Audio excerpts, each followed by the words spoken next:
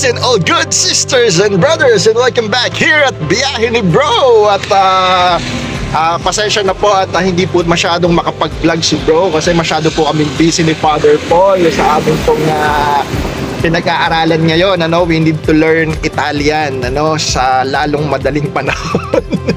At nauubusan na po kami ng dugo, namumutla na po kami. Kaya nga ngayong araw po na ito, it's Saturday.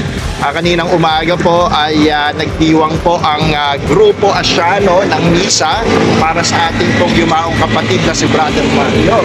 At kayong gabi naman po, kami ni Father Paul, kaming mga dalawang Pilipino ang mag-host ng dinner. Kaya po, eto po, kumuha po kami ng mga epektos ng mga ingredients ng lulutuin po namin ngayong gabi.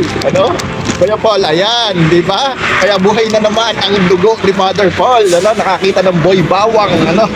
So mamayang hapunan po, kasama ng mga kapatid natin from Indonesia ay maghahain po tayo ng mga pagkain Pinoy. At salamat sa mga kaibigan nating Pilipino dito sa Roma. Tinulungan kami ni Father Paul na mabili ng lulutuin. So actually hindi naman po masyadong marami lulutuin namin.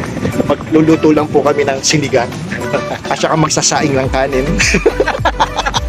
Salamat po sa mga kapatid na Pilipino, kaibigan at kapatid na Pilipino na nagpadala ng dinuguan at ng kaldereta.